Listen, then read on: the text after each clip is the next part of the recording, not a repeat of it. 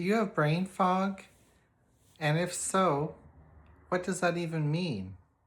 And how can you treat it?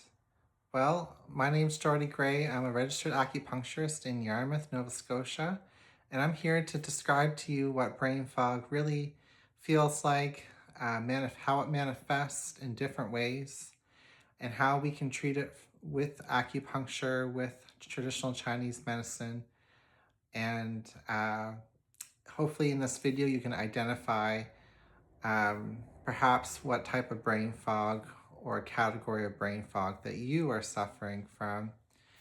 Now, brain fog in TCM is kind of like a branch symptom that comes with other symptoms. It doesn't always just come on by itself. So what we do is we ask questions about other aspects to your energy levels, your digestion, your sleep, uh, your menstruation, your physical activity, your energy, all these things get factored in with your brain fog to see how we're going to treat it best. Sometimes people will say that they have difficulty concentrating or staying mentally focused.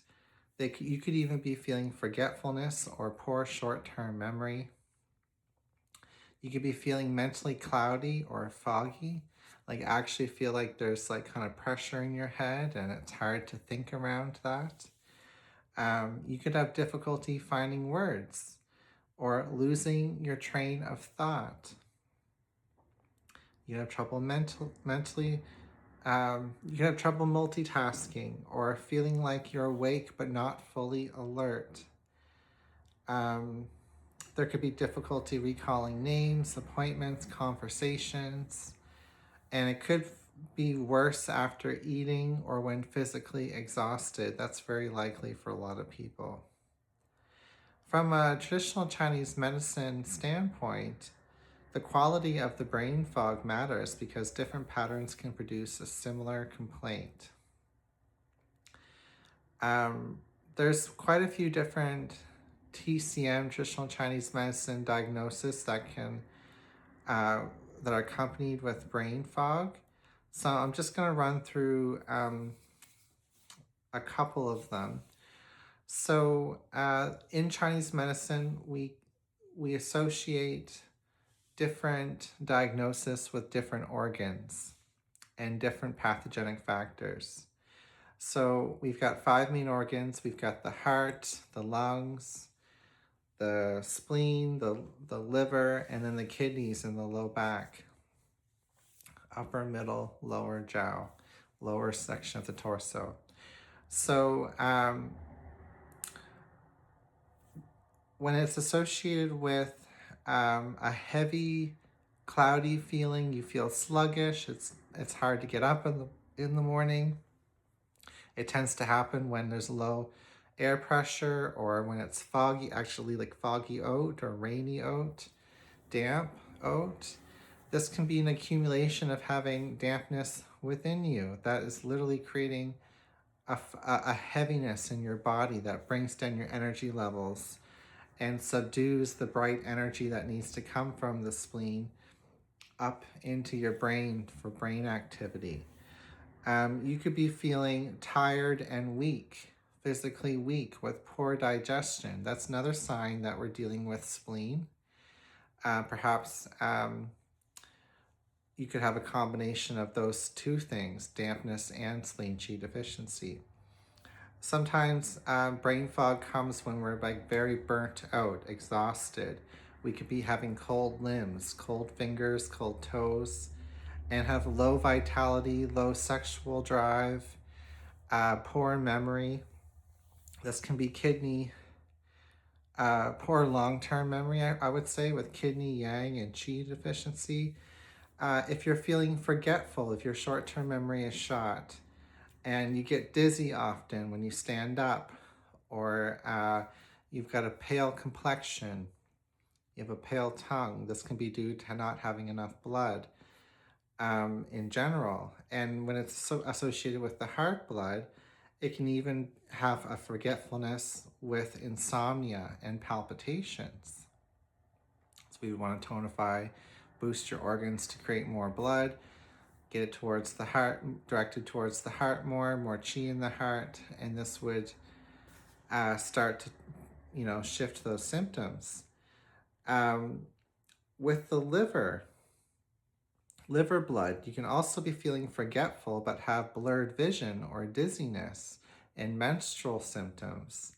So notice how with all the blood, with heart blood, regular blood, and liver blood deficiencies, there's the forgetfulness, but there's a little bit of a difference between each of them. And with the chi, like kidney, spleen, there's, exhaustion with the kidney, and then there's tired with the spleen. There's digestive systems with the spleen issue. There's, sexual potency and sex drive issues and temperature issues with the kidney.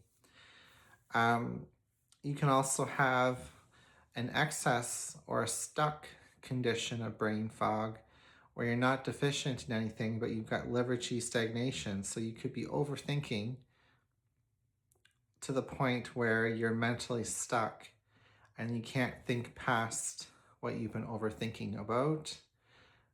This creates an actual stuck chi in the body, which will eventually lead to some of the more deficient pictures down the road if you don't treat that.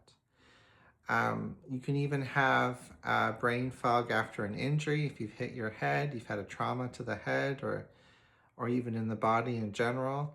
And this can come with headaches, neck tension. This indicates that there's actually some blood stasis or chi and blood stasis in the head or in the meridians around the neck and head. So that can, by interrupting the blood and chi flow to the brain, that can create pain with the brain fog. Almost like you think too hard about something, then you start getting this pain in your head. You can also have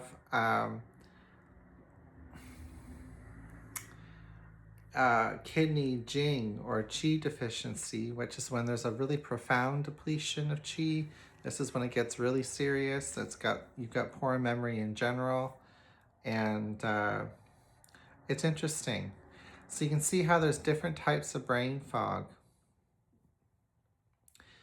I would say the most common type of brain fog is either a spleen qi deficiency with damp accumulation, creating a mental fog, especially when the client has fatigue, digestive systems, heaviness in the limbs, and a swollen and scalloped tongue. Another common combination is spleen qi deficiency with blood deficiencies. So you have the energy levels, the digestion, the fatigue, and the cognitive symptoms, as well as poor concentration, poor memory, possibly even insomnia, dizziness.